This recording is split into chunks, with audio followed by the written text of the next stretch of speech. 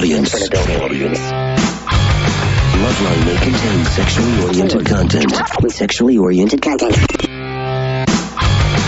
Listener discretion is advised. Listener discretion is advised. Listener discretion is advised. This is Loveline.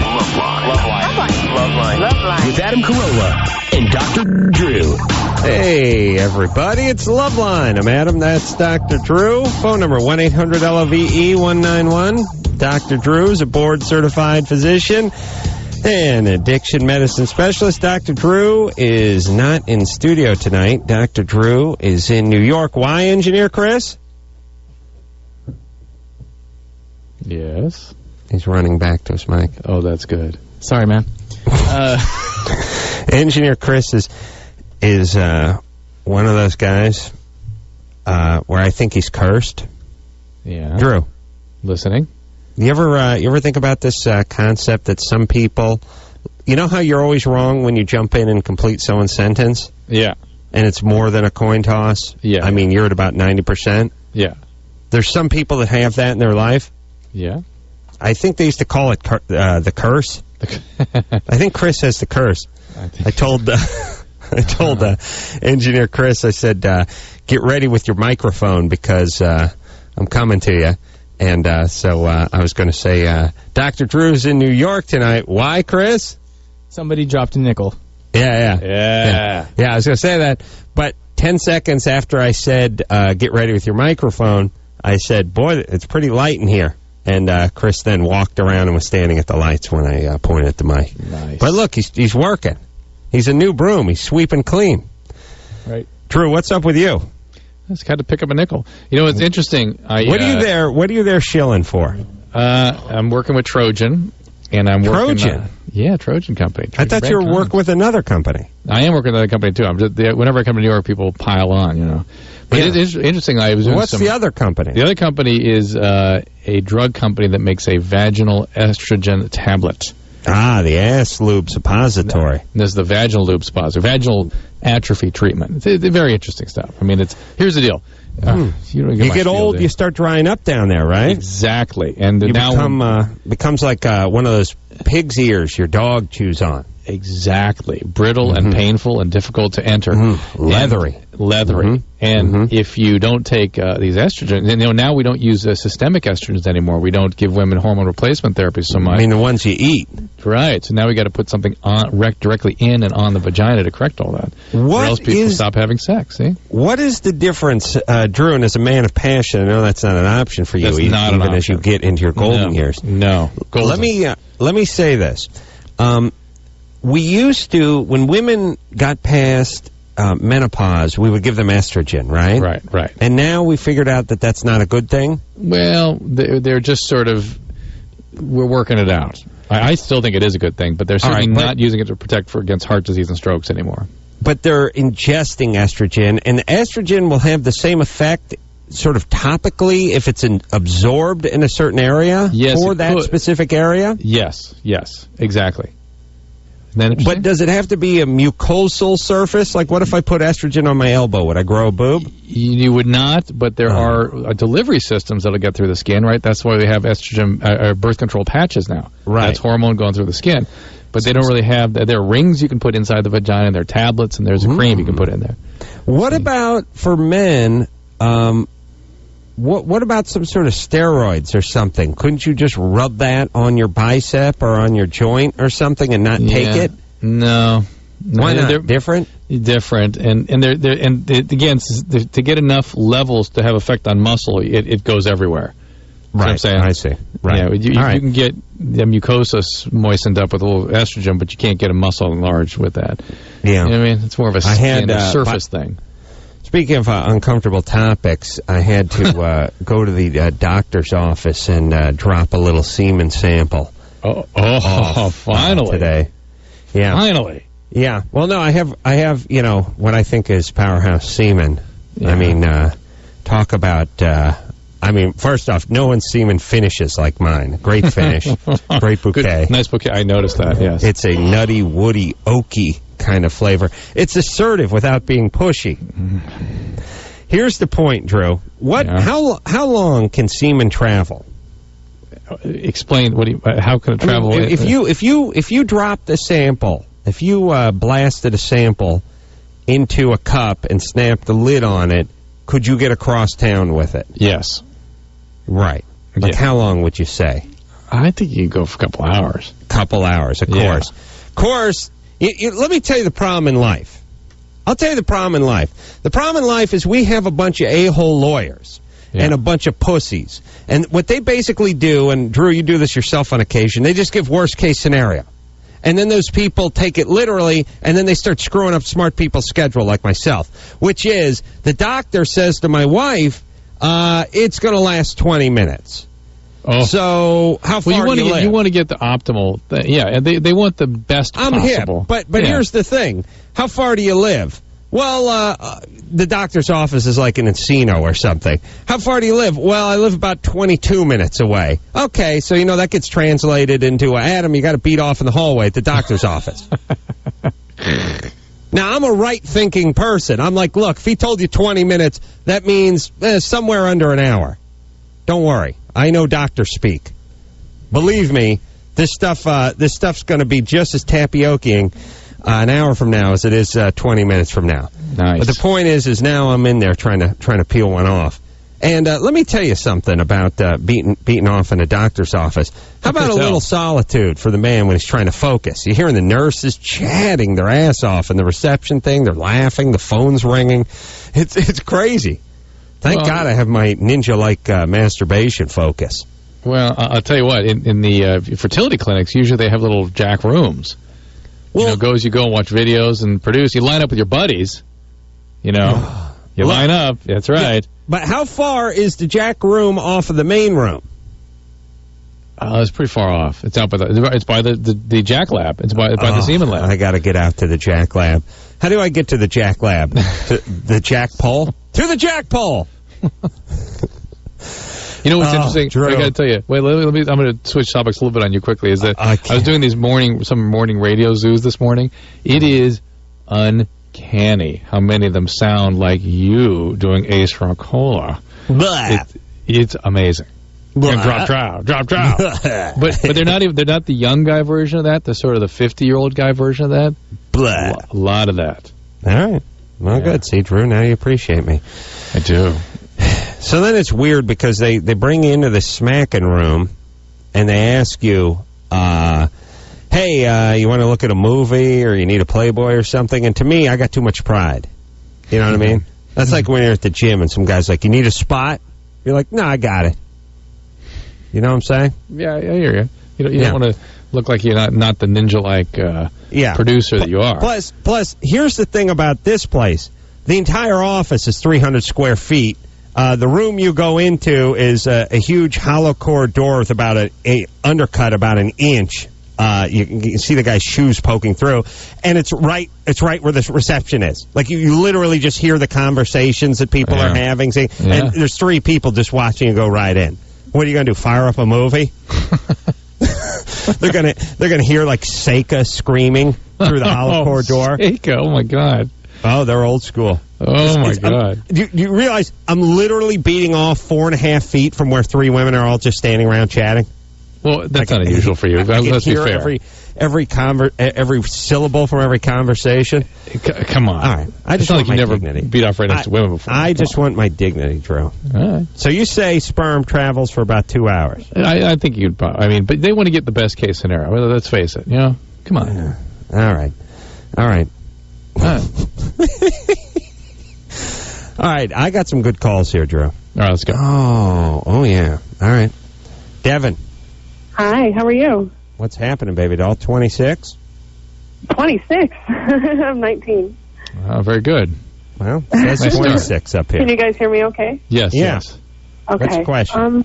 I had a couple of questions, but the first one is I am a squirter when I orgasm. Yes, fascinating. Every time? Every time? Yes, every time. And that's actually my question. I want to know how to make it not happen. Because it gets kind of... I don't know if there is an answer to that. The fact is... I know, I know you heard that. Move your mic thing around. Just move it around freely so people can hear what that sounds like. Anyone want to give that a shot at WD goddamn 40? I was in the same studio that Drew was in 2 weeks ago, and I was scared to even get near the mic because it was haunted. The thing about radio stations is it's really the one place in the entire planet where you can't have stuff that does a ton of squeaking and rubbing and metal on metal sound and springs popping and all that. There's more of that going on in radio stations than any other building. They pay no attention to that. Drew, zero. Push the mic all the way up and then pull it back down toward you. Drew, is there a noise here? Drew, yes or no? Comical. Yes. Does a bassoon make as much noise as that thing? I mean, I'm firing up a cruise liner. Look at this. Look at that.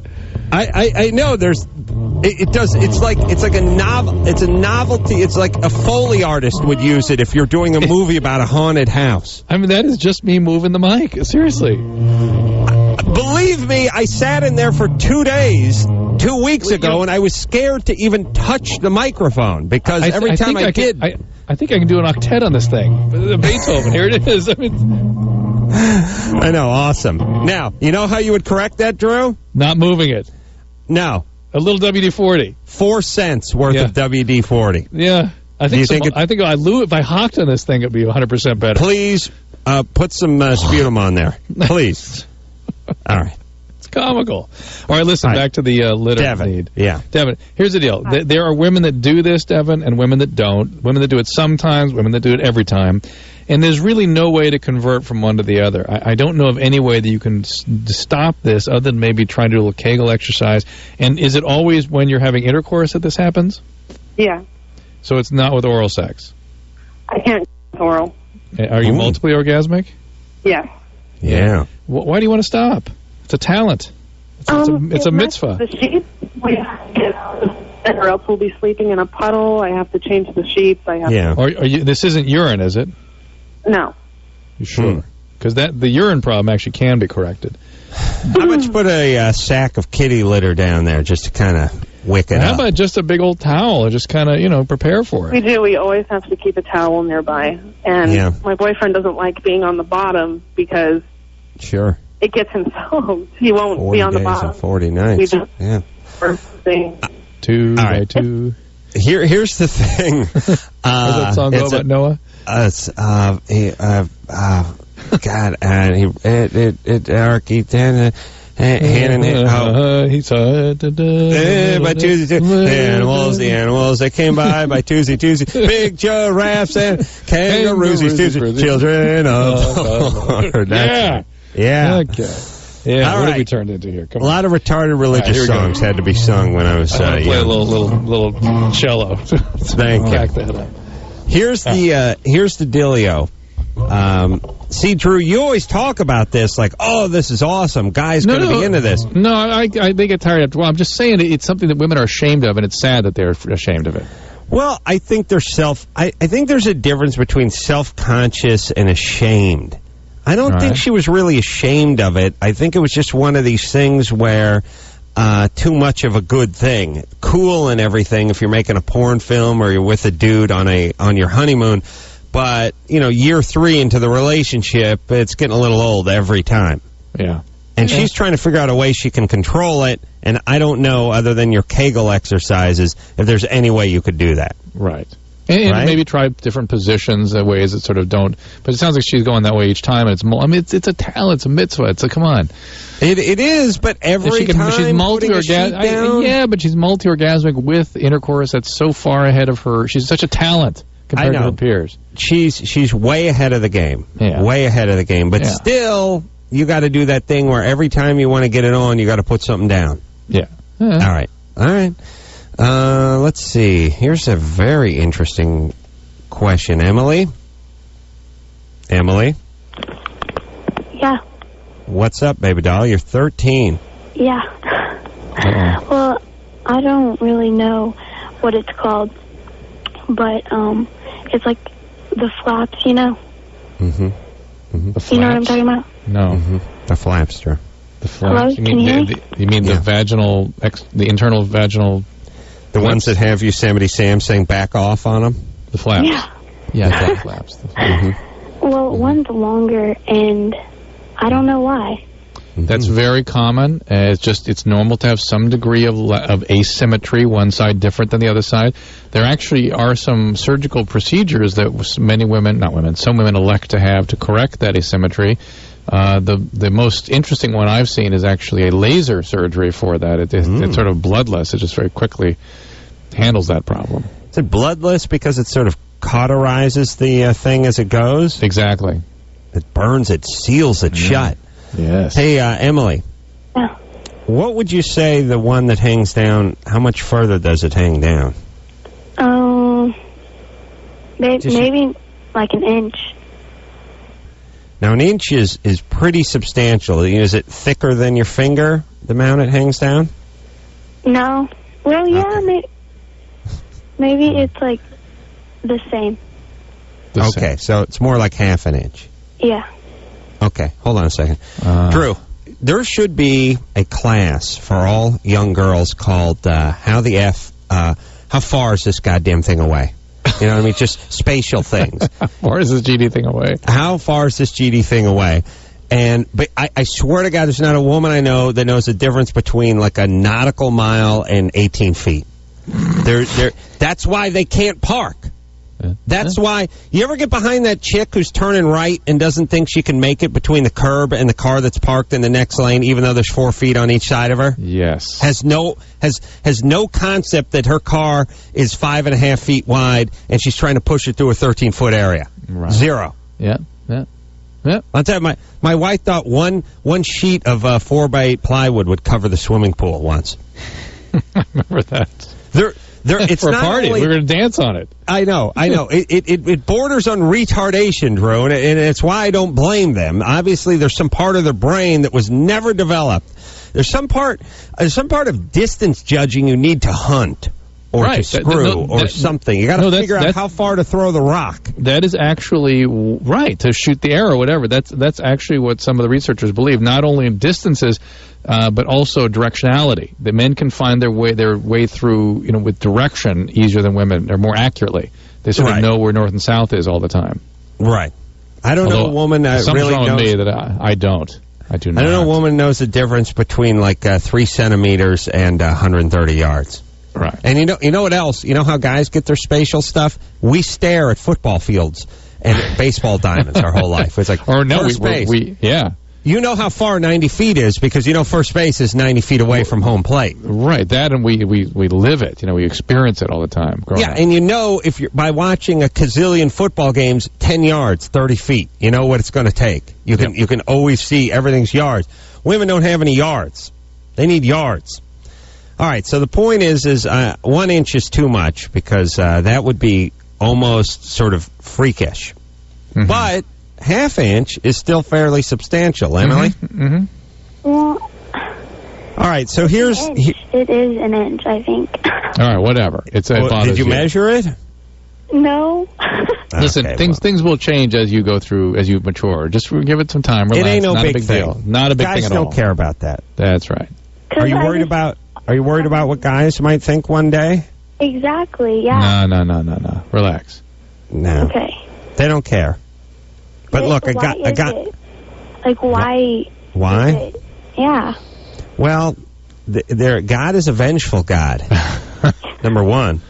Who knows? Why are some people's eyes different colors? Why are some people have a bigger ear, or some people have the earlobe that hangs down, and others are earlobes are attached? Complete symmetry is rare. Total perfect symmetry is actually unusual. Right. Only me and Morgan Fairchild have it. That's right. Strangely enough, that's exactly what I was going to say. And it's not because You masturbate? Yeah.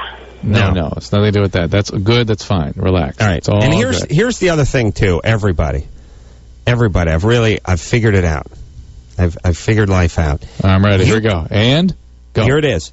You can't affect anything in a negative or a positive way. That's the truth that no one ever tells you about. Meaning about your body. Yes, your excessive masturbation isn't going to change the shape of your penis or your vagina. And on the other hand is all the running in the world isn't going to change the shape of your calves. Right. It's sad, but it's true. That's right. Okay. So, why do anything? That's my point. And now that masturbation's not going to hurt, pow. Okay. Boy, I squeezed one off today, Drew, at the office, but I really feel like I was raped. You're dirty. Dirty. Yeah. And I feel like I now owe myself a good one. You know what I mean? You know what was equivalent Well, enjoy, Adam. Please, thank you for sharing. And just enjoy. Well, it was equivalent of you ever eating a piece of pie or a piece of dessert and the phone rings and you start talking, you start arguing with someone, and then you look down and you realize you ate the entire piece of pie and you don't even remember it because you're arguing, and you're like, fantastic. I'm robbed. I feel raped now. Yeah. That's how I feel with my masturbation. I can't blame you. What are you going to do? I'll be back, though. Oh, you've announced that. That's the mark of a great champion. You know what I'm saying? Because I believe everything happens for a reason, Drew. Takes all kinds. And it takes all kinds. All right, let's talk to John. John? Yeah. You had surgery on your ball sack? I did. And it still hurts? It does. Hold on a second. Hold on. We got to take a break. I'm going to try to get out on time tonight, Drew. What do you say, buddy? I'm up for it. I'm shocked. All right. Amazed. Dr. Drew is in New York City. Why, Engineer Chris? Somebody dropped a nickel. I think it's funnier if you say because somebody dropped a nickel. It's more complete. Yeah. Oh, yeah. Let's try it again. Yes. All right. Dr. Drew. But it's also, by the way, the longest sentence I've ever heard Chris iterate. So here we go. I know. But he's good at this one. Yeah. Dr. Drew in New York City. Why, Engineer Chris? Because somebody dropped a nickel. Yeah. Complete sentence. That's my son. That's my boy. Yeah. I feel sort of proud. Solid C+, buddy. And Engineer Chris may be graduating junior college. No. Although we're heading into late May, and he's not sure yet. So I'm going to take that as a big no. I haven't seen my counselor yet. Sorry. Oh. But when's the semester end? June 11th. June 11th? Yeah. So you got about 4 weeks left? Is your counselor is your counselor the guy I saw you Pat Morita guy? No. At Starbucks like a year ago. No. I have to see a school counselor. Oh. Okay. Yeah.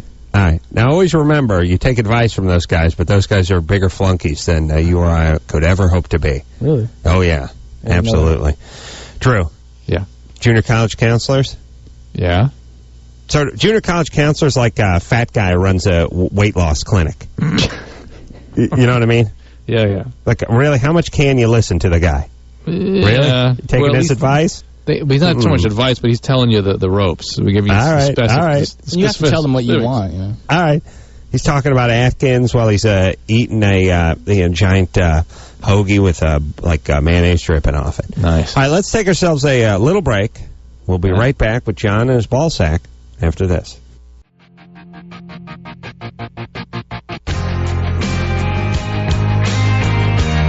Yeah.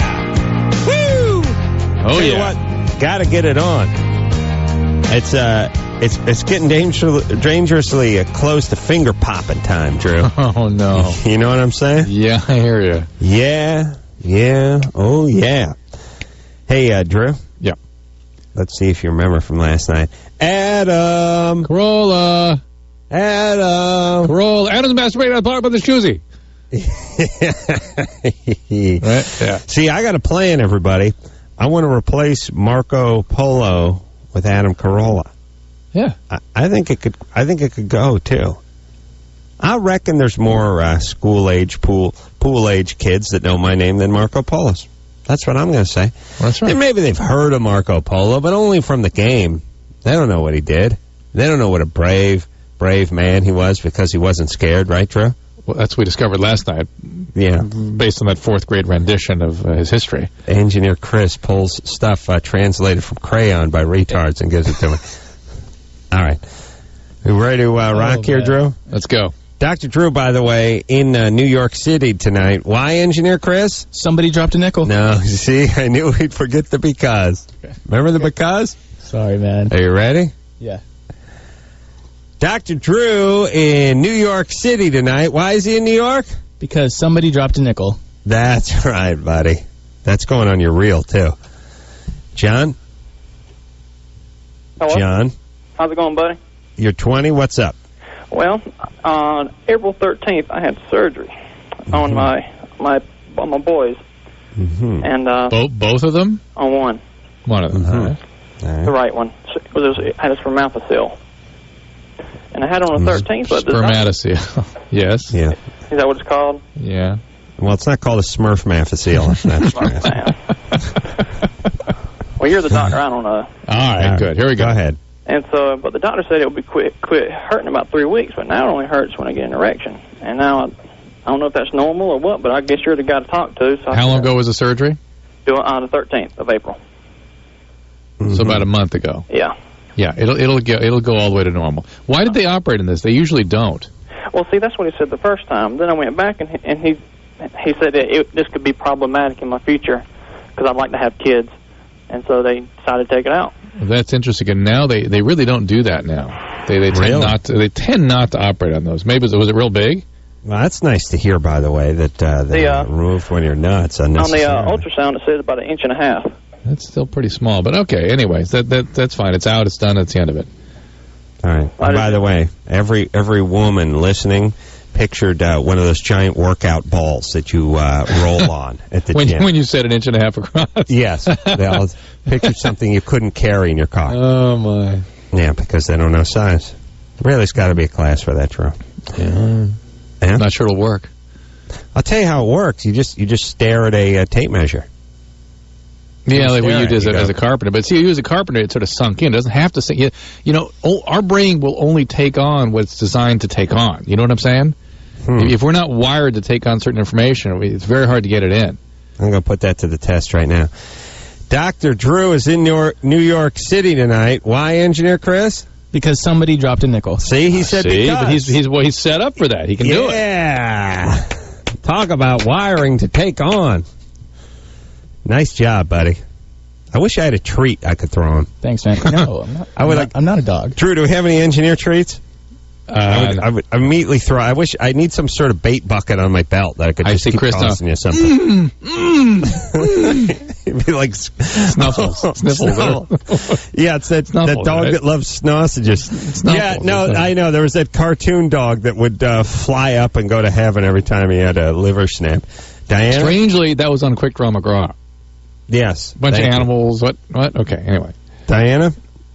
Adam. Carolla.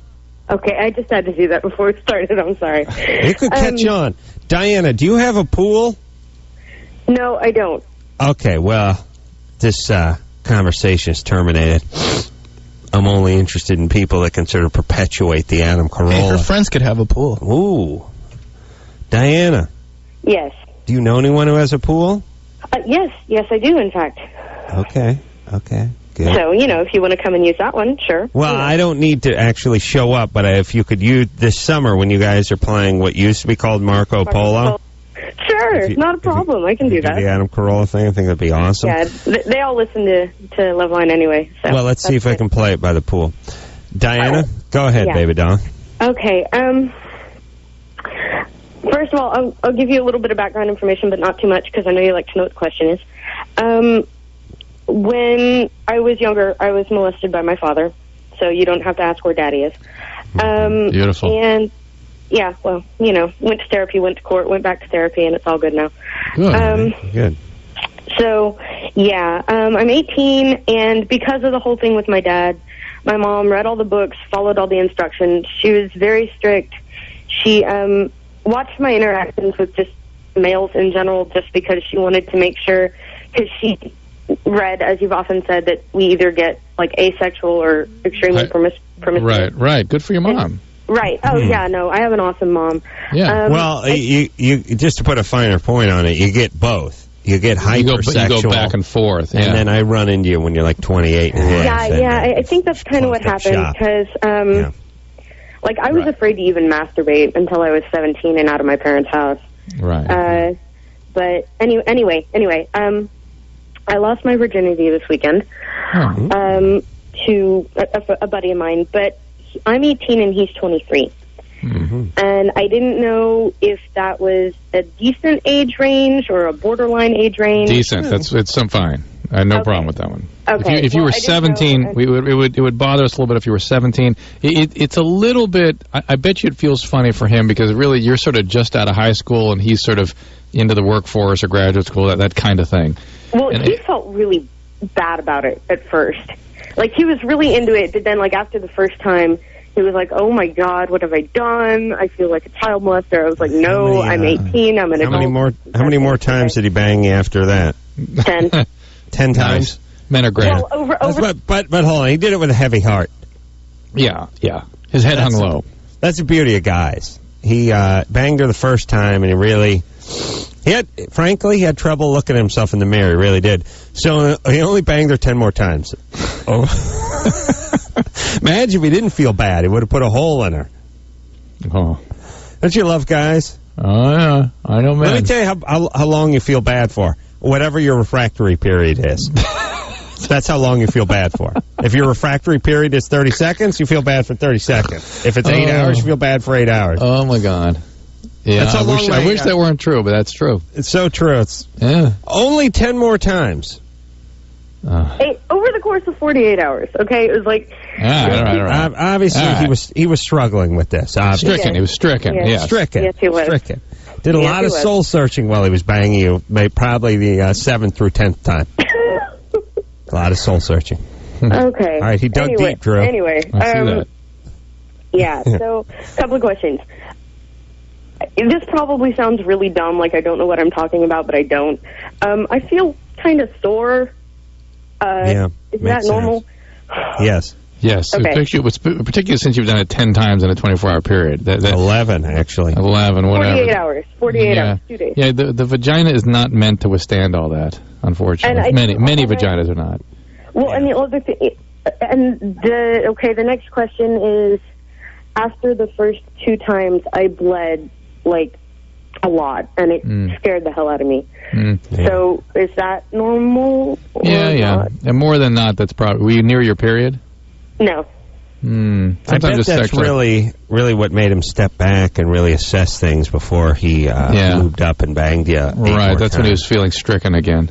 Oh, my God, I've broken her. Let's get to it. I love this guy.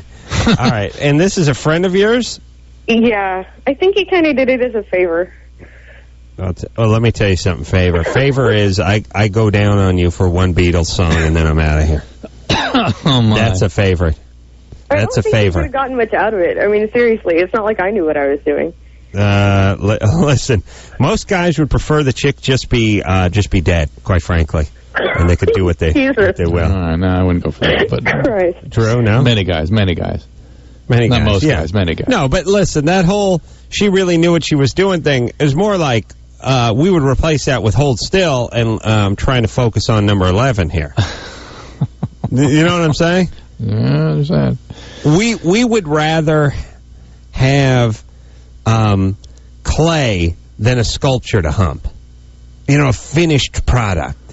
Do you know what I'm saying? Yeah, I know what you're saying. Clay to mold around our joint. Yeah. Oh. You know what I'm saying, Drew? We're going too far. It's actually making me uncomfortable. Sorry, buddy. Yeah. Diana? Okay, all right. I'm trying to go through these kind of fast. I've also been itching just a little bit, but there's no discharge or anything like that. I don't know if that's maybe irritation from 11 condoms. Yeah, probably. Yes. Yeast infection or something like that. It could be. Might get some over-the-counter yeast medication. If it persists, then you want to see your doctor about that. And you are sexually active now. Are you having yearly pap smears? I'm actually getting one within the next couple of days. Perfect. All right. And your dad, is he in prison? Where is he? No, they let him off.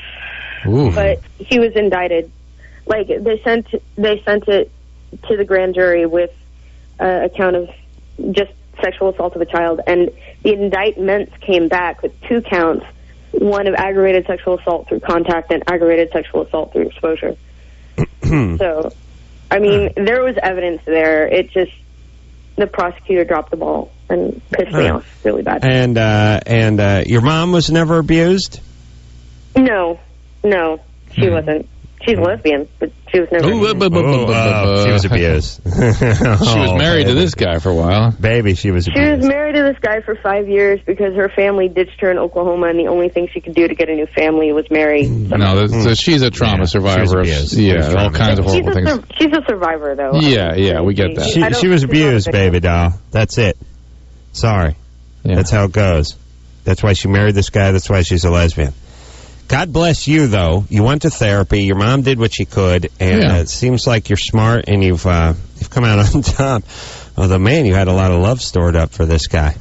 Go get that pap smear, and 11 condoms, Drew. This guy good times. That guy says like a landfill with his name in front of it. Nice. 11. I don't think I've gone through 11 condoms in my life. Yeah. This guy went through. Yeah. You have to have not without sex? a nap, anyway. Yeah. This guy's had 11 condoms in a long weekend, and not even a long one. All right, let's see. Boyfriend won't make up sex. Yeah, got STD. Let's talk to Renee. Renee? Hello? 22? Yes. What's up? Well, my boyfriend he's kind of weird about sex. He, in a lot of ways, it seems like I'm the guy and he's the girl, if that makes any sense. Mm-hmm. I wind up... because you have the penis? No. No. Well, hold on a second. I don't know what... Then I'm confused. Hold on a second, Drew. All right. You're going to stop on time. We've got to take ourselves a break. Fantastic. It's my new decree is for us to finish on time. Beautiful. I'm over here in Los Angeles. Drew is in New York City. Why, Engineer Chris? Somebody dropped a nickel. I mean, yeah, because... Like I said, the brain's got to be ready to receive this info. The brain really does have to be ready because somebody dropped a nickel. Let's get a clean one. I'll tell you what. Can we just put it on a cart? Can we get a nice clean, lay down something clean during the break? We'll put it on a cart and we'll just cue the cart. Anderson's not there today. You can't do it over here? Nah. Okay, I could try. No, I'm going to need you to get a clean one then.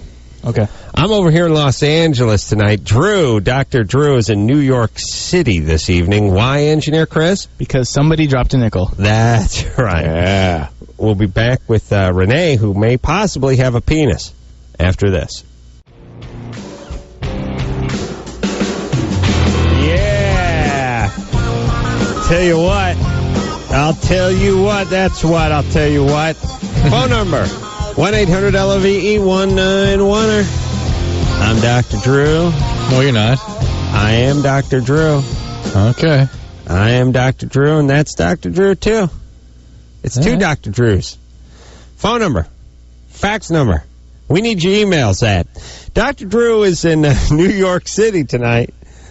Why, Engineer Chris? Because somebody dropped a nickel. Hold on. Why, Engineer Chris? Because somebody dropped a nickel. Why? Because somebody dropped a nickel. I didn't hear you the first time. Because somebody dropped a nickel. Come again? Because somebody dropped a nickel. Speak up, son. Because somebody dropped a nickel. Yeah. Isn't technology awesome? Beautiful. Took him 27 takes during the break, and we were able to piece that together from 9 of them. The whole 4 minutes, man. Well, I heard him doing it. We didn't get a clean one, but we took 9 of them, and we just whacked them up together. We took a couple syllables from each one. Some we only took half a syllable.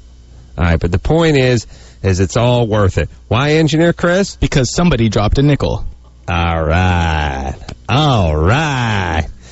You ready to rock? I didn't want to talk to this guy, but his name is Marco. And as you know, I want to change the game Marco Polo to Adam Carolla. Marco? Yeah. You're going to have to change your name to Adam. Adam? Under my regime, yeah, because the Marco Polo game is going to be changed. From what, Drew? Adam. Carolla. Adam. Carolla. Adam's masturbating in the jacuzzi. See, that's fish out of water. Fish out of water, see. Marco? Yes. You're 19, and your girlfriend got an STD from a threesome they were in? Yeah. It's worrying me a lot right now. What happened was, it was her idea. This happened this Friday. It's this girl is a friend. Well, it's somebody we know, and so we didn't think any. We saw everything. She looked normal, and what happened was she's having kind of moist skin around the vaginal area. And she has... Marco, you pre-med? Pre-med? What? Are you pre-med? You going to college? Pre-med? What's pre-med? Oh, boy. Okay, fine. Here we go. I just, when I hear vaginal area, I figure... So, yeah. Okay, go ahead. Well, what happened is, I just want to know, we don't know what it is. She hasn't gone to the doctor yet. She's a little worried. She still lives with her parents. She's 18, but... How did she get an STD and you escaped? That's what we want to find. I just want to find out if I'm going to get it too, or if I might have escaped. I haven't felt any symptoms yet. And what is it again that she... Describe what it is she's moisture seeing. Around the vaginal area. Yeah, I don't know what the hell that means. And it's sore. So we don't know what it can be. Maybe it's just irritation. No, look. Okay, listen. You don't get off the internet. Take her to a doctor. Get this thing looked at while she's still having symptoms and findings. It may be the only thing that really can cause irritation on the outside like that is herpes. It may just be a yeast infection. It may just be excessive. That's what we heard too. So I mean, it's hard because it's hard not to worry about it because it's I don't. All right, well, here's the deal. There's nothing you can do about it. You've got to take her to a doctor and have somebody look at it who can't. I can't even guess what you're describing because you don't know how to describe it in a way that makes sense to me. Marco, did you have sex with her? Yes. Oh, what a gig. Well, what's up with your girlfriend? She must be nutty. Well, we were drunk, and it didn't seem like a bad idea at the time. Of course, it does now. And oh, yeah. Sure. But, yeah. All right, listen, you got to take your girlfriend to the doctor. Just go to the free clinic, see what they say. There's no telling what there's. Maybe nothing. Maybe just irritation from all the activity. God knows what you guys did. Mm-hmm. All right. I know we're supposed to speak to Renee, who may have a penis. What? But no, she doesn't. But I'm intrigued by George. George? Hey, Adam. How's it going? What's happening? You're 20? Yeah. I just wanted to start off with Adam. Carolla!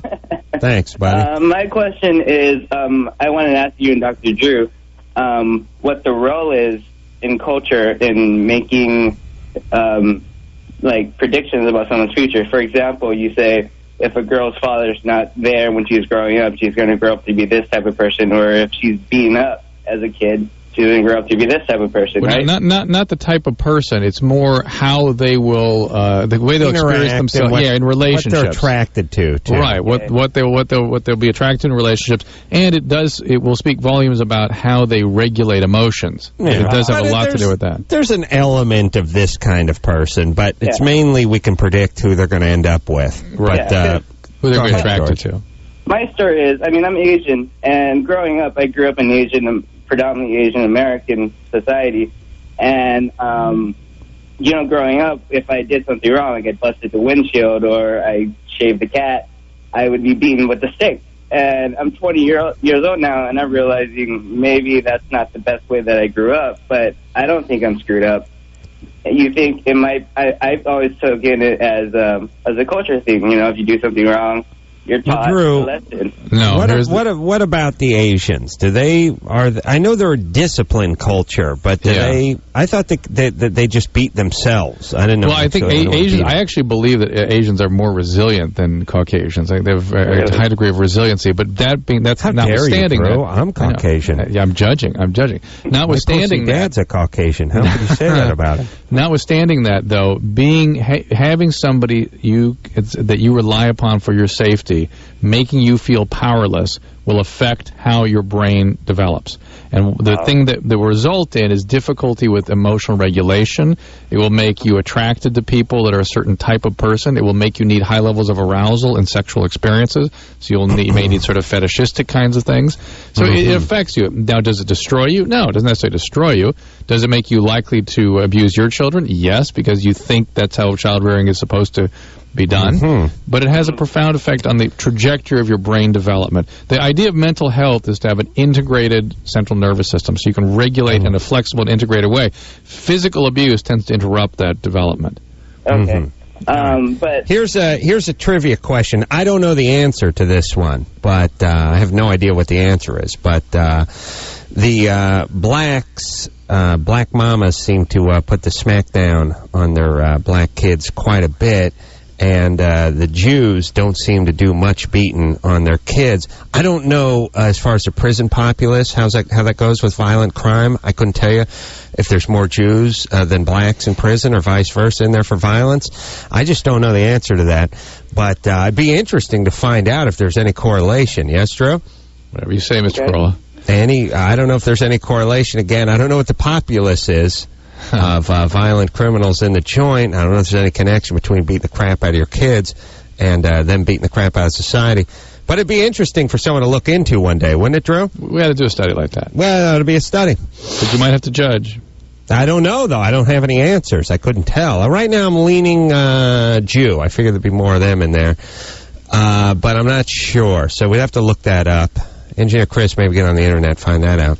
Yeah, but there's no judging involved. I'm just saying maybe a correlation between smacking your kids around and your kids smacking other people around when they get older. Possible correlation. Still, the jury's still out. Yes, Drew? Yes, jury's out. Mm-hmm. All right, so, George, you shaving the cat, not a great thing. Your parents beating you with a stick, not a great thing either. But you sound like you have your head together. Well, the beating thing also will give you sort of antisocial tendencies. You'll not trust people. You'll tend to resist authority, and it's not a great way to go through life. But an interesting point, which is the Asian folks do seem to have a little more discipline or be able to tolerate discipline, or somehow more resilient. There's something about the structure of the culture that keeps them in check a little more. And doesn't make them go sick, as my gay friends would say. Yes? Yes, Adam. All right, let's take a break. I'm over here in Los Angeles tonight. Drew is where, Engineer Chris, and why? Oh, this is a reach, Adam. Come on now. Come on. It's not going to work. It's not going to work. That's a graduate school question. We'll get that queued up. All right. That was a two-parter. That's too hard. You're right. We'll take a little break. We'll be right back after this. Hey, y'all. It's Loveline.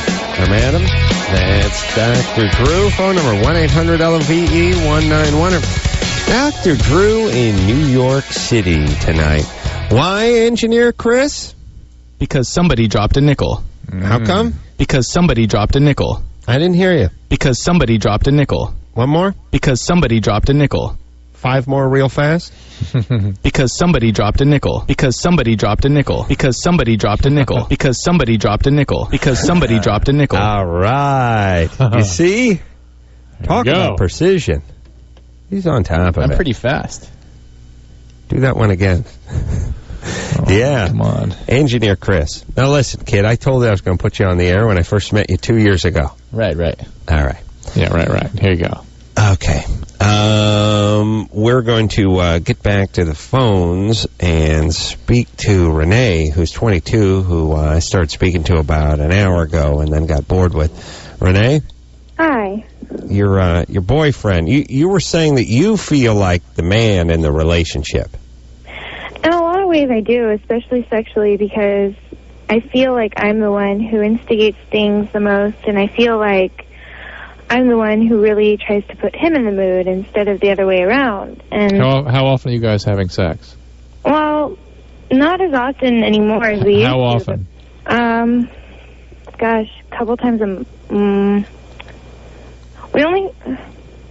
maybe a couple times a month now. How long have you guys been going out for? It'll be 6 months. Is he on any medication or anything like that? No, I'm on birth control, and... No, he. Oh, no, I don't... he takes allergy pills once in a while. That shouldn't do it, although it can occasionally, but that's pretty much bad time. 6 months into a relationship, and and it's already down to every couple times a month, right? Hold on, Em, I got to do something. Drew dared to move his microphone holder in New York City. Yeah, I know, the thing's haunted. If it's down to a couple times a month and you've been in it for 6 months, how long has it been down a couple times a month? A couple months? Well, actually, just recently. And, I mean, when we first... Hold on. How does it do... okay, you know what I'm saying? She doesn't understand what you're getting at. There's a math problem. Yes, I know. Another good class for the ladies to take. Huh? Is there a noisier piece of equipment in the United States? Here's what, if I try to go slowly, make it quiet, here's what I get. Yeah. It's awesome because it's inside a radio studio. That's right. A shot of olive oil would fix that thing for the next 5 years. I lubed on it. It didn't work. But it'll never, ever happen. It's the beauty of radio. All right, Renee, here's what you need to do. You need to talk to him. You need to have a conversation with him and see what he has to say about it. Is he done with this relationship, do you think?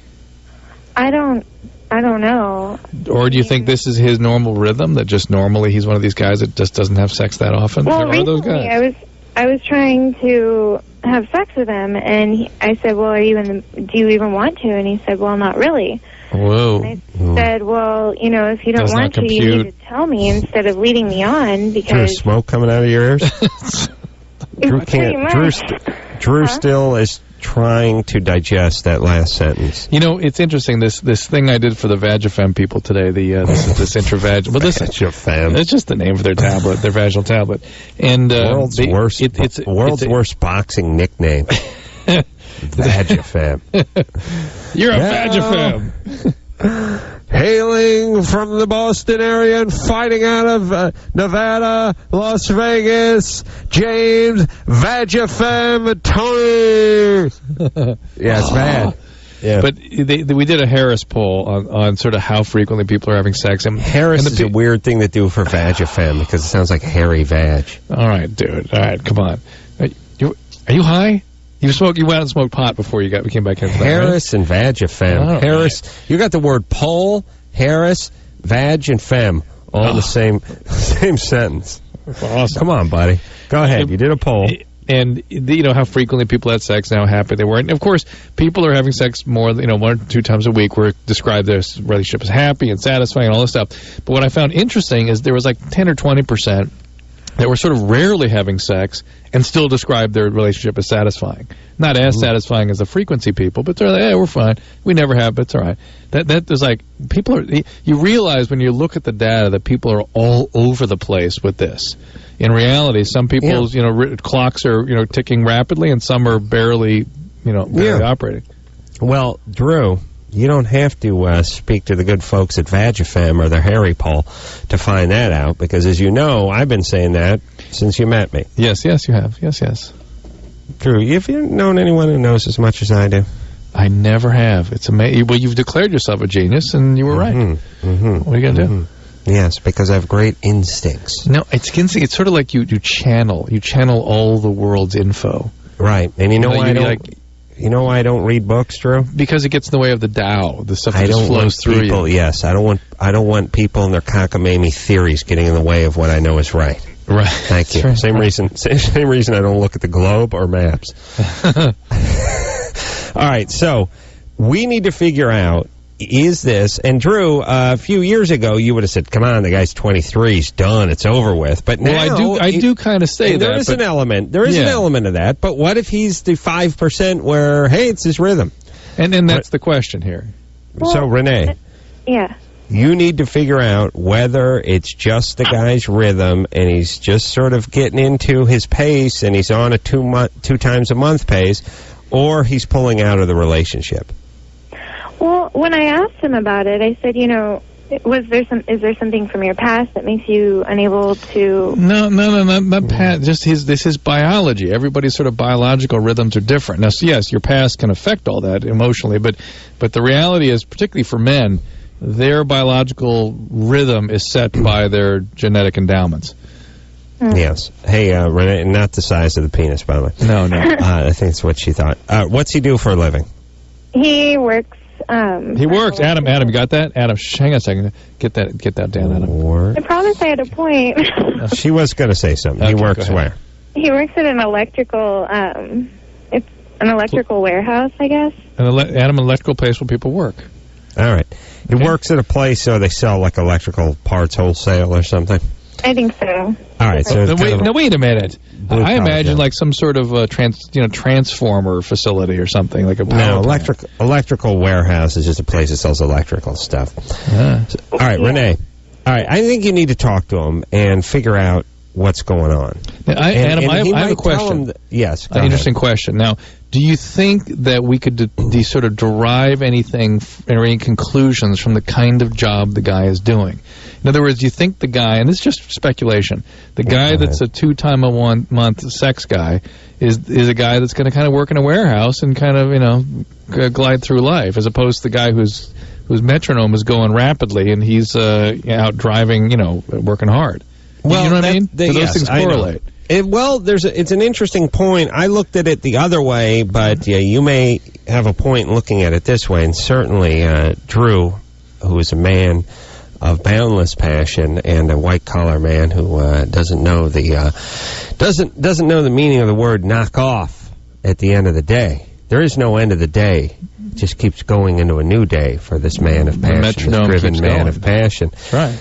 I would have normally said that the blue-collar guys would be the guys who would be a little more, have a little faster sexual metabolism. Well, they've got than they have the their little guys. I'll tell you, the blue-collar guys have a little more aggression. Yeah, and they're a little charged up with that, but it's a different thing than the metronome.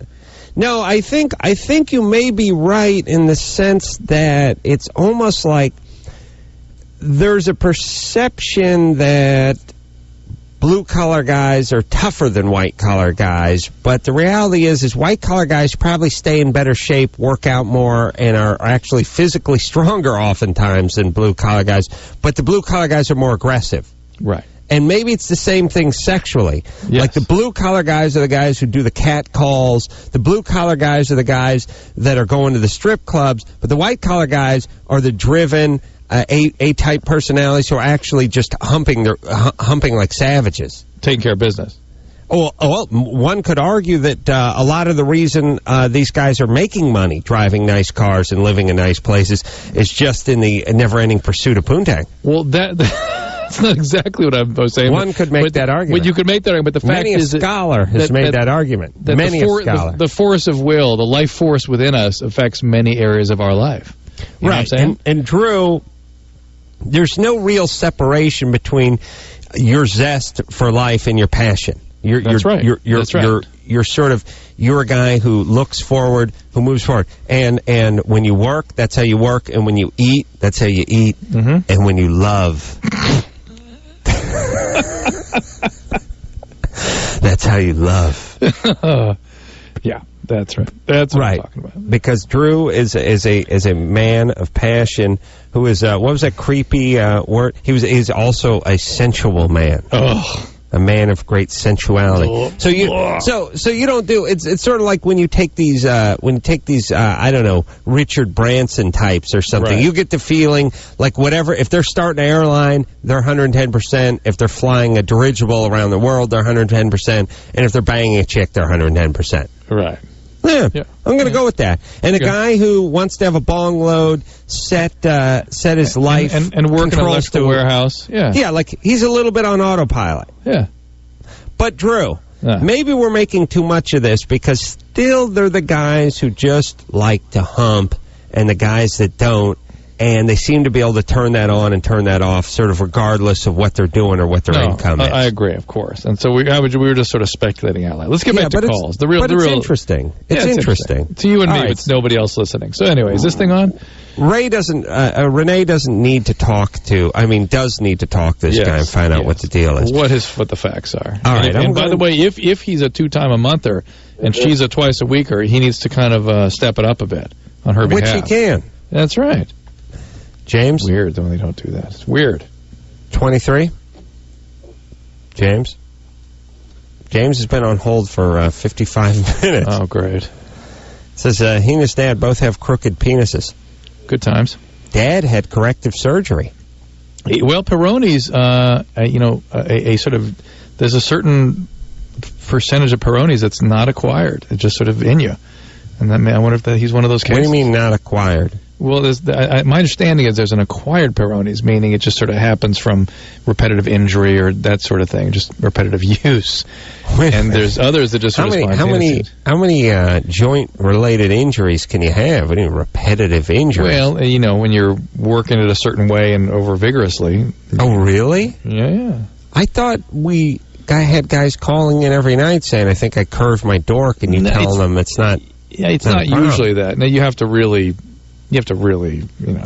Well, but hold on, Drew. Most guys who have a bent penis, 99% of them have it just grows out of the ground that way. Yeah, I mean, it can be some sort of minor repetitive injury, perhaps, if they're not aware of what they were doing. But yes, for the most part, it just goes that way. Right. So if it just goes that way, but if it's bad could enough it be genetic? Well, if it's bad enough to need a surgery and to affect function, that makes me think more genetic. And Drew, there's a lot of things that just go a certain way that have nothing to do with being passed on genetically, right? Yes, of course. Like we talked to the girl earlier with the lip asymmetry. Yeah. Yeah. Well, she may want to take a look at Mom and Grandma. No. Just to play it safe. I would. All right, so if your dad had corrective surgery on his penis and yours is bent as well, why don't you ask your dad for a referral? Exactly. Okay. Let's talk to Anna. Anna? Yes? You're 16? Yes. What's up? Okay, so I have this one really good guy friend, and I liked him, and I think he liked me too, but we never really, discussed it. But I could always tell that, we hella flirted. Mm-hmm. And we oftentimes cut class together. And it started kind of leading to more and more.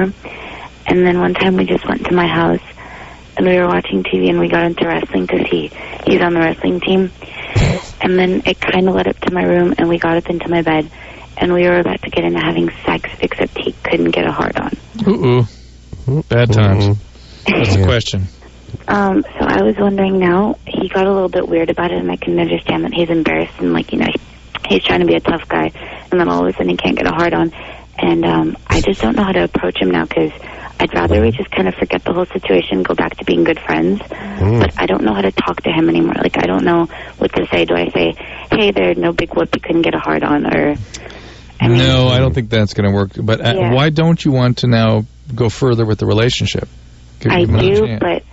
Okay, what happened was that I asked one of my friends to basically see what was on his mind, and he said that his past relationship, I, knew everything about it, and his ex-girlfriend went completely psycho on him. The security guards had to pull her off of him. So he said that he didn't want anything like that to happen between me and him. Yeah, are you not that kind of person? Yeah. No, I'm definitely, I wouldn't, he doesn't want to ruin the relationship, the friendship that we have now. No, stop with that. Don't believe it. But I think that's an excuse. That's an excuse. Thank you. Exactly. Yeah. Here's my concern. This is a guy that may need chaotic women in his life, and you may actually be doing him a favor by getting involved with him if you're a sane person and really kind of bringing him along. That's probably why, by the way, he had difficulty being intimate with you. He needs that kind of craziness in order to sort of feel okay about being sexual. I would go back and give it another shot. I would. How would I ask him about it? Because I would totally. Wait a minute. Hold on a second. Let me thump her melon for a second, Drew. Yeah. This guy you've known for how many years? This would be my 3rd year. And you've always kind of had a crush on him? Yes. Not until my junior year in high school, which is this year. You knew him for 2 years and had no feelings about him? You didn't even think he was cute? I thought he was good looking and stuff like that, but he's one of the prettiest boys in our school, so a lot of girls liked him, so I kind of ignored it. Okay. That's having a crush. Yeah. By the way. Yeah, it's denying you have a crush on somebody. It's so interesting to listen to how women speak, even. Did you hear how she described how they got into their sexual encounter? It's like we were watching TV, and then we ended up wrestling, and then something happened that we went to the bedroom, and something happened that we started having sex, opposed to I was into this guy, we were moving it along, it felt good. It's bizarre. And then the whole thing with the crush. I can't admit that I had a crush on the guy. You had a crush on him, it's fine. Relax. It's good. Okay. It's fine. So, and it's what you're supposed to do when you're 16. You're supposed to hang out with women that they good-looking guys and have crushes on. They cannot claim their own territory. What's actually happened to them has to happen to them rather than happen from them. Well, I think the perception is that if a woman sort of takes the reins and sits in the driver's seat and says, I'm into this guy and I'm trying to move it along, then she gets the slut label. That's ridiculous. And that's other women giving her that label, by the way, not men. If she just gets caught up in his current, then somehow it happened to her. Right. But again, it's other women that get judged. Adam, it's getting too heavy. Adam, Carolla! Adam! Carolla! Okay, I feel better. Okay. So, Anna, you've had a crush on the guy for a long time. Seemed like he started to notice you. You end up going back to your place. You do a little wrestling. You end up in the bedroom. And what happens? Are your clothes off? Yeah. You're naked. Yeah. And he's naked, too. Yes. And are you a virgin or not? Yes. You are a virgin. How old are you? I'm 16. 16. And you... Mitzvah. Blessing. It's a blessing. Blessing that his penis didn't get hard. You attempt to arouse him, but it doesn't work. Yeah. Okay. He got nervous. All right, here's my recommendation. I have a recommendation. Start dating this guy. Actually go out with him. If he's Don't worry interested. about the sex. Yeah. Don't worry about the sex. Don't push. If he is not interested, you'll also, that'll be obvious. He won't want to sort of reciprocate and date and take you out. But I think you develop a relationship with him. You put the sex part too far ahead of everything else. Try to have a relationship. If you can't, then that's your answer. Don't. I think she has a feeling like this guy's not really that into her, but he was willing to make an exception for an afternoon, although his penis didn't participate. A mitzvah, a blessing. If that's where he's at, then good. That you don't want to lose your virginity in that situation. All right, so Anna, it's good that you kept your virginity that way. You've got your wits about you with this whole thing. Okay, Anna, are you good looking?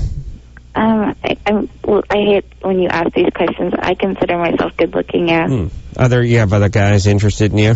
Yeah.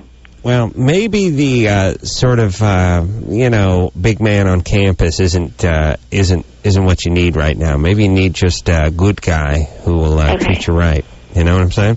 Slow it down.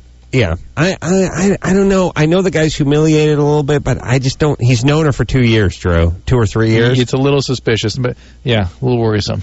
He's not that into her. He's not declared himself. I agree. Guys, it seems like it's suspicious for that anyway. Right. All right. Break time. Break time. Ooh, here's one. Amber. Yes. You're 20? I'm sorry? You're 20 years old? Yes, I am. Your boyfriend's downward curving penis makes it impossible to orgasm? Yes. Nice. Makes it impossible for you to orgasm. For me. He actually doesn't either, but Why doesn't he? Whoa, hold on. Okay. Drew, I would have killed myself when I was 11, by the way. And the downward, Drew. Downward hurts. Let me ask you something. Yeah. Downward curving penis, although it's not a flattering direction to curve as a penis, I think it actually makes it look bigger than the upward curving. What do you think of that? No. I do. Really? Well, you know distance is better than I. But I do. To me, it's a sad penis, and I know it's a sad penis. Yeah, it's looking down. That automatically takes a little bit of length away from it. No, I know it's not a jovial penis, but it's not declaring itself. I think it physically looks bigger. Okay, because you're looking at the top side, the dorsal side of the joint. So you're from the man's eye view. Oh, I'm just saying in general. I think if you take a popsicle stick and you bend it down a couple of inches and stick it to the front of you, and take one and bend it up a couple of inches, the one that's bending down is actually going to look longer. Like if a car hood bent up, I think the front of the car would look shorter than if it bends down. All right. Nice. You're good about that kind of thing. All right, yeah. Thanks, buddy. We'll take a little break. We'll get back with Amber and the downward-facing dog with the penis after this.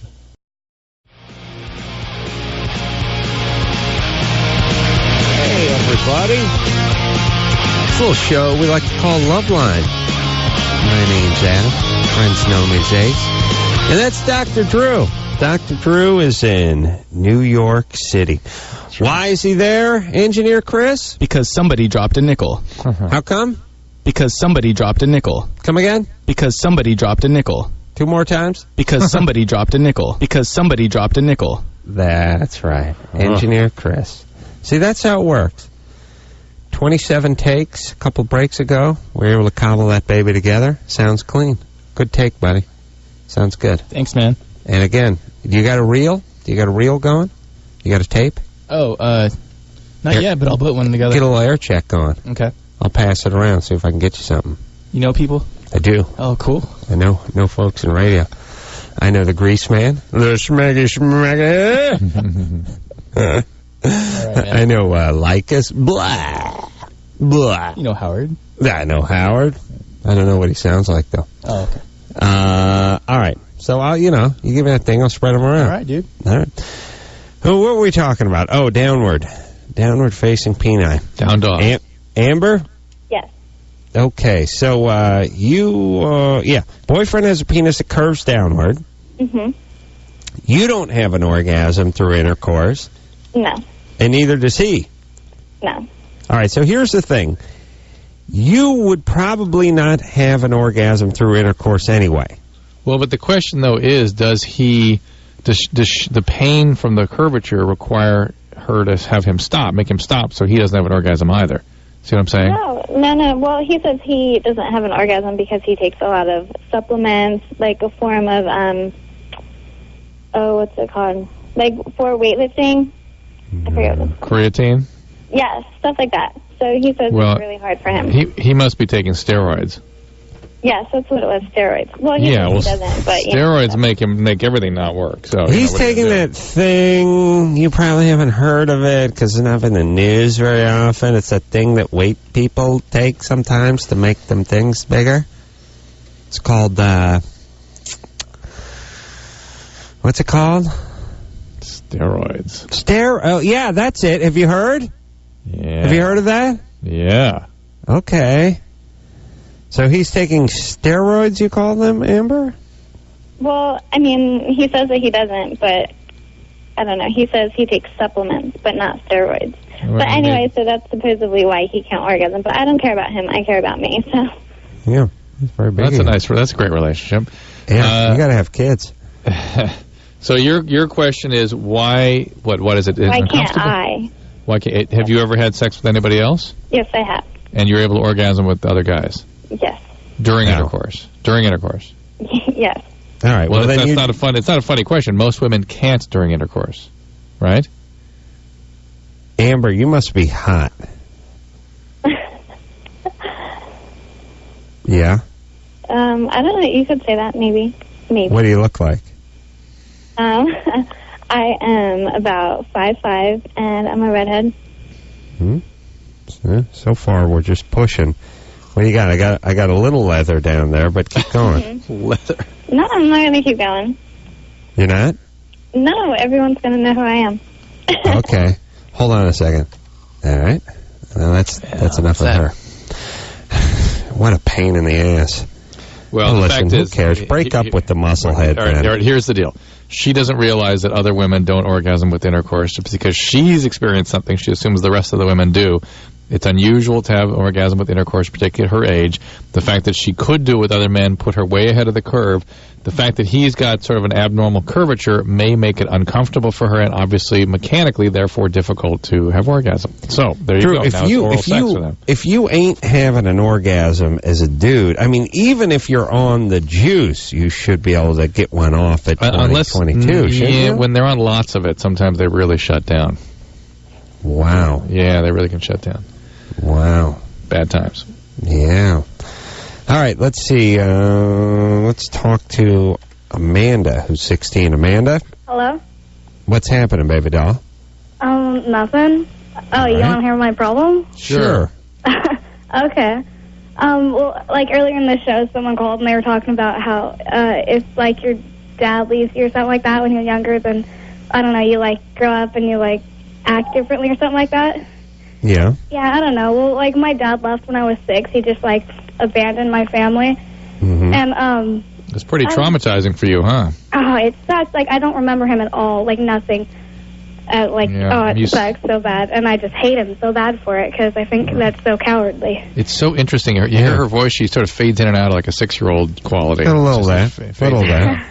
All right, listen, go ahead and hate your parents, by the way, when they do bad things. That's fine. Yeah. So now, the problem is, now the problem is for the young child is that if they hate the parent, they hate themselves because they start associating they sort of what they associate with the object, they associate with themselves. So they split internally into a good self and a bad self, and the bad self is that hated part of herself. You have to learn to. Unfortunately, it's okay to hate him. It's not a bad thing to hate him, but you've got to learn to sort of accept more fully the fact that he's a person, weak, with all the foibles of being a human being, and it made him do bad things, and you sort of understand him more completely rather than as a hated, all bad person. Yeah, well, like, I've tried to get in touch with him, but he'll, like, never call me back and stuff like that. No, I don't mean the real person. I mean, just learn to come to terms with... Don't reach out, because he's going to be a bad guy. There's no doubt about it. But learn to come to terms with that, you know, people are sort of complex and do crappy things, and don't hate yourself because he's an a-hole. Yeah, I don't know. Anyways, it kind of goes on more fun. But, I don't know. So ever since then, like all the guys that I like, I've noticed they're just like my brothers. It's so weird. They remind me of my brothers, and it kind of weirds me out. I don't know what the hell that is about. All right. Well, it makes sense that that's the only male figure you've had in your life, right? And so, you know, that's your sort of comfort zone with men, is what it feels like. Isn't that weird, though? No, what's weird to you is that you start evoking feelings about your brother. It's not weird. Whoever you're attracted to is who you're attracted to. They're not your brother. It's weird that feelings about your brother emerge, and you can kind of, you know, put those aside and realize that you're not with your brother. It's something unless you're going to tell us that something happened between you and your brother. Oh, no. They've been so great growing up. They're, like, the best brothers ever. All right. So then naturally enough, that's a good thing, then, that you're attracted to guys like your brother. Yeah. I don't know. I just thought that was kind of weird. No, it's a good thing. Listen, what's weird, humans are weird in general. We sort of respond to these very primitive urges. We think of ourselves as very rational creatures. We want to understand everything. But the reality is we're driven by these very primitive mechanisms.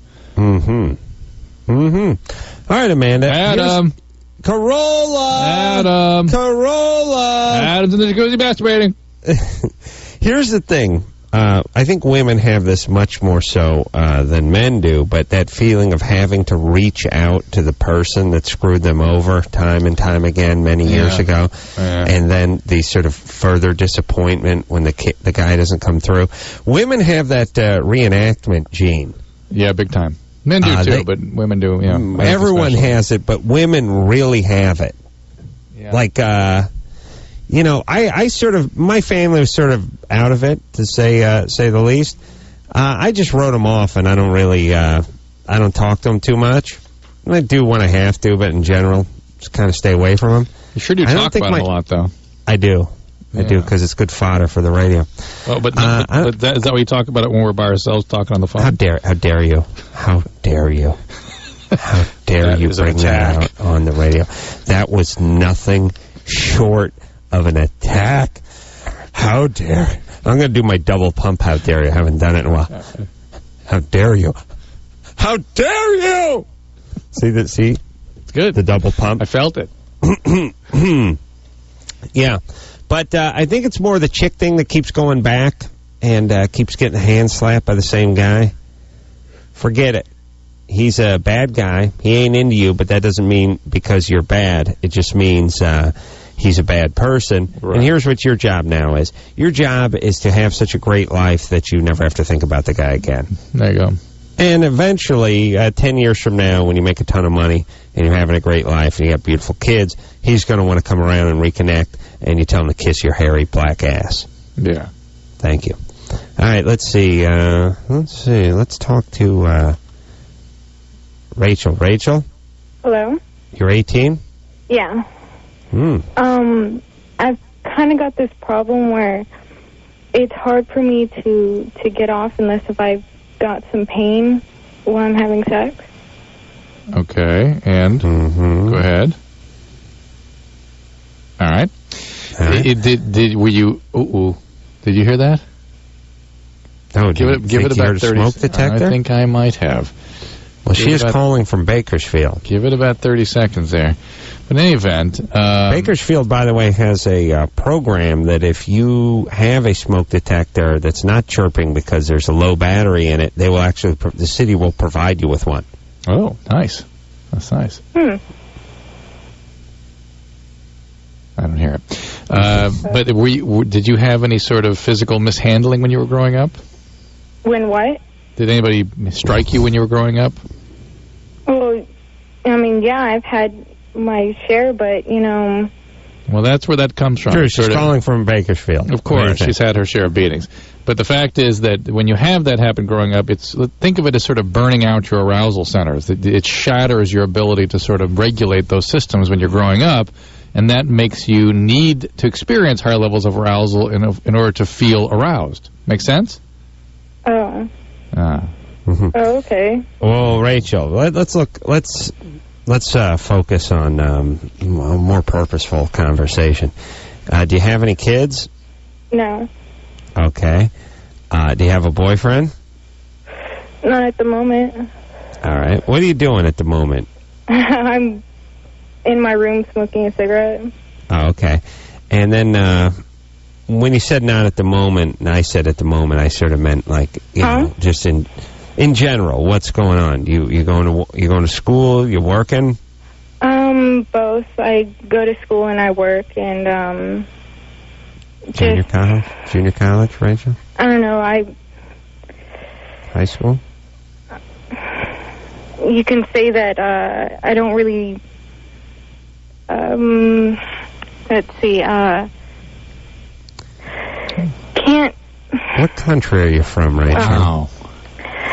It's hard to explain. It's like... All right, hard to explain what country she's from. What continent is Rachel, what, do you go to high school? Yeah.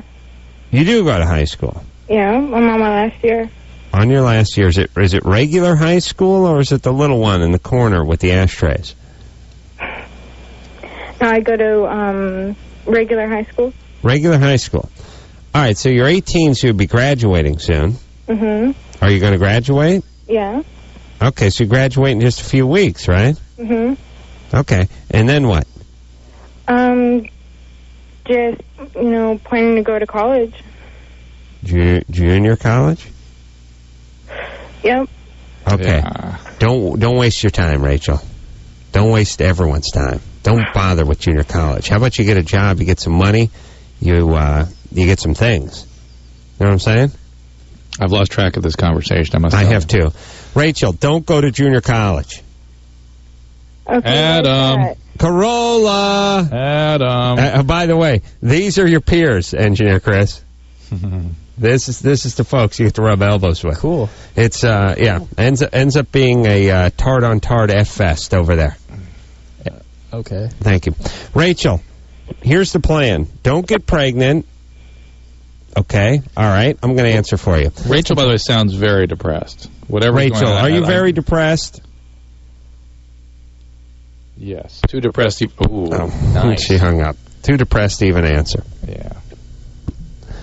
Junior college, everybody. I actually lost track of what she was calling about. She likes to get beat on when she has sex, because I guess her family beat on her a little bit. They beat on her, so there we went and explained that. And then I heard a lot of other things I couldn't track, but she sounded profoundly depressed, and she might want to look into that. And angry, too, by the way.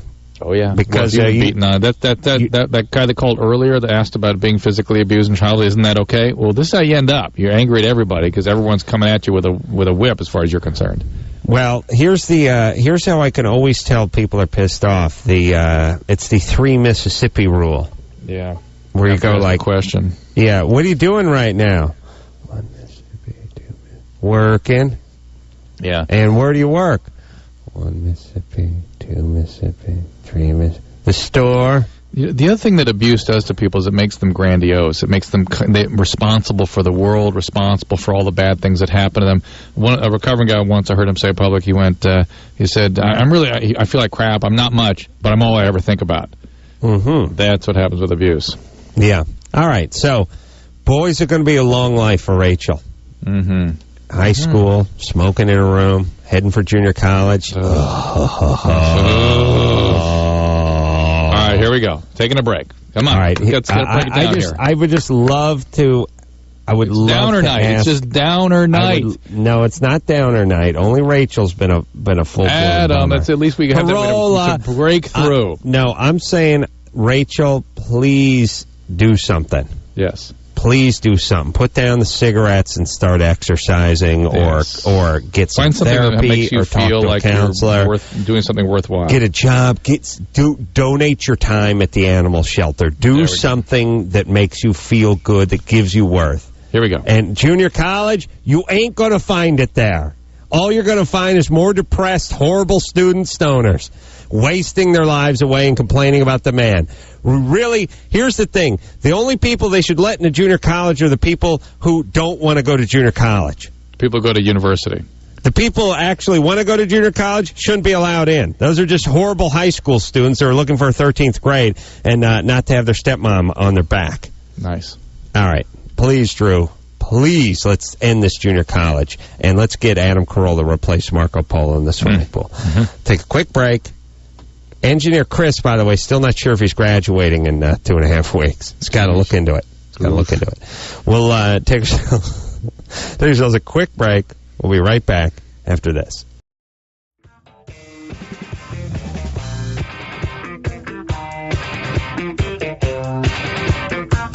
Hey, buddy. Loveline. I'm Adam. That's Dr. Drew. He's in New York City tonight. Why, Engineer Chris? Because somebody dropped a nickel. All right. Well, that wasn't as clean as I would have liked. No. Scary. Why, Engineer Chris? Because somebody dropped a nickel. That's what I thought. All right. You ready to rock here, Drew? Here we go.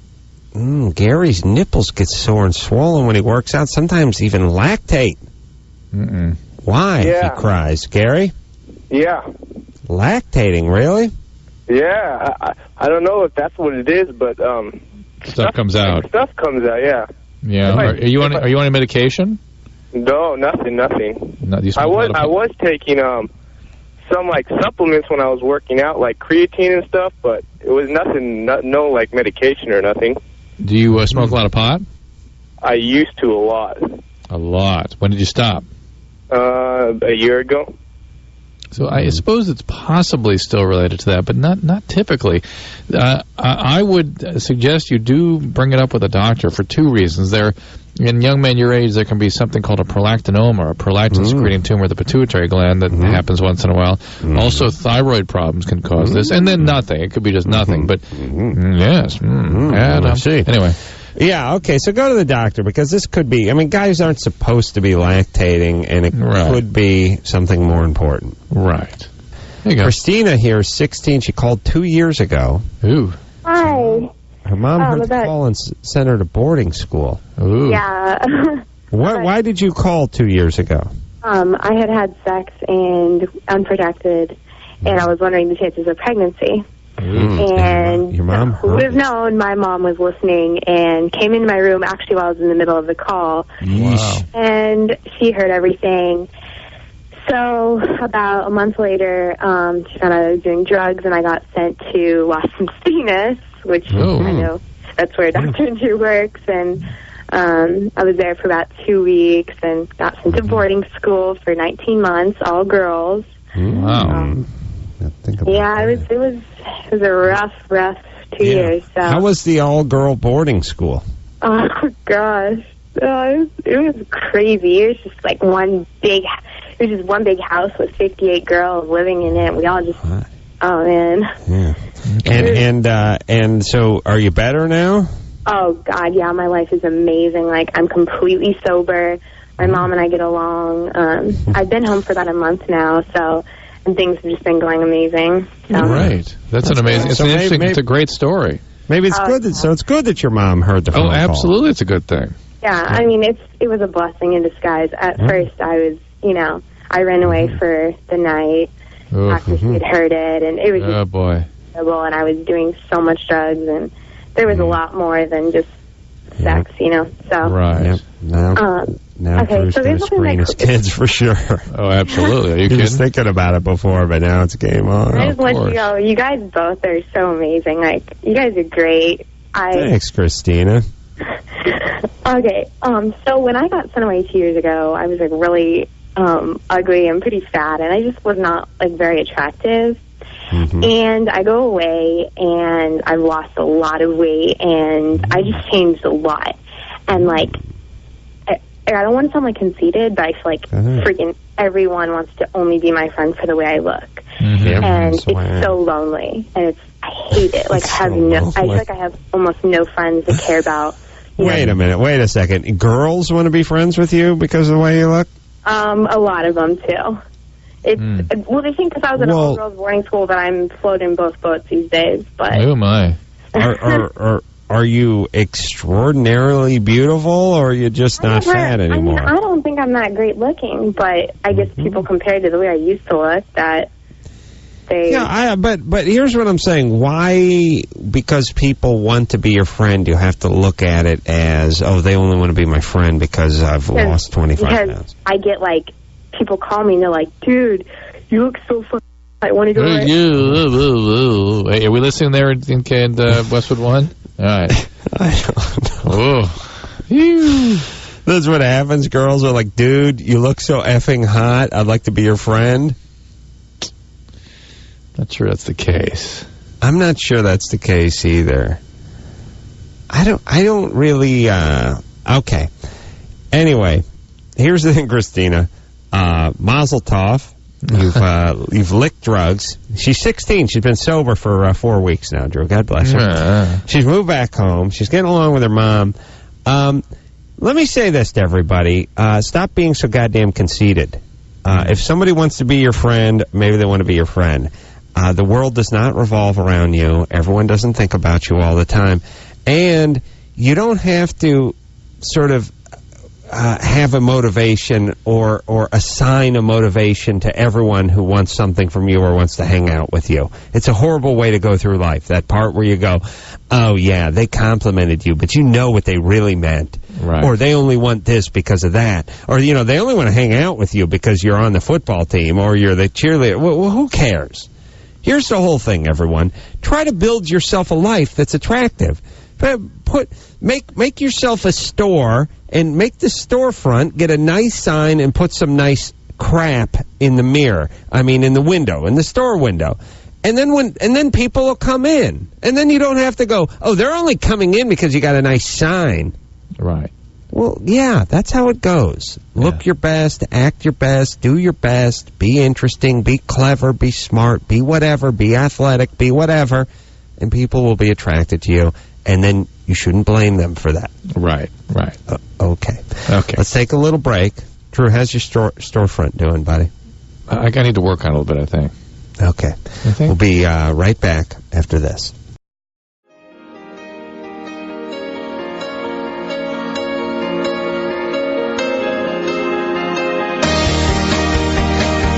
Yeah. Well, that's it, everybody. God Amazing. Bless. God bless. Adam. Carolla. Yeah. Adam. Carolla. Yes, I feel much better. All right, Drewski. We'll talk to you tomorrow night, and we'll talk to yous tomorrow night as well. Until next time, Sam Carolla for Dr. Drew saying, mahalo.